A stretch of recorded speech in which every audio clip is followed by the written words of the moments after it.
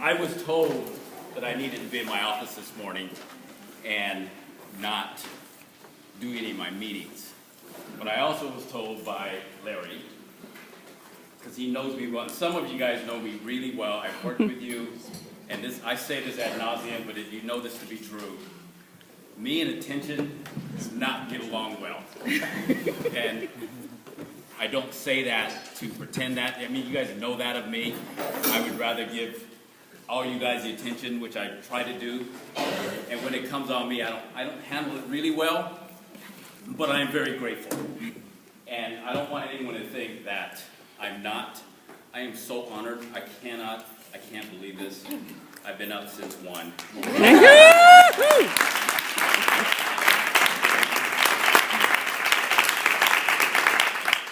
Everyone who's emailed me or Facebooked me, I have a lot of Facebook friends and former students, and I want to make sure I answer all those personally and not just let those go by the wayside. But I really am using this because I really was trying to find some cave to dive in. But my wife this morning gets up and she's laughing, and she says, "Okay, honey, let's practice." I said, "Practice what?" I said, "Say thank you." Smile. Smile. And so Larry wants me to really make sure I do that because I know how I can come across sometimes when the spotlight kind of gets on me. So I do want you to know, if I act a little shy or act a little humble, I really am very shy, but I'm very thankful. I cannot tell you, this is not something I was wishing to do. And I don't say it in a bad way. I always wanted to stay a teacher. I did not want to be an administrator.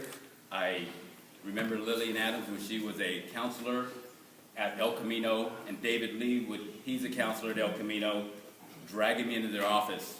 And I was in my 7th year as a teacher and coaching and loving it, and said, "Duane, you need to become an administrator."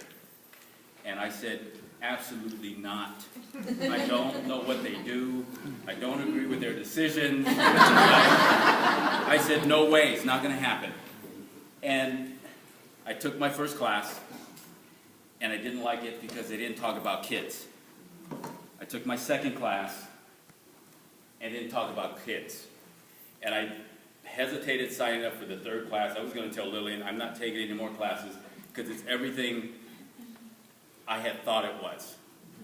And it was disappointing. So I went to my third class, and the first thing, and I'm not making this, the first thing that came out of my instructor's mouth was, "If you're not in here for kids, you need to leave." And I will tell you, 2 people walked out. I think they may have been offended by what she said, but 2 people walked out.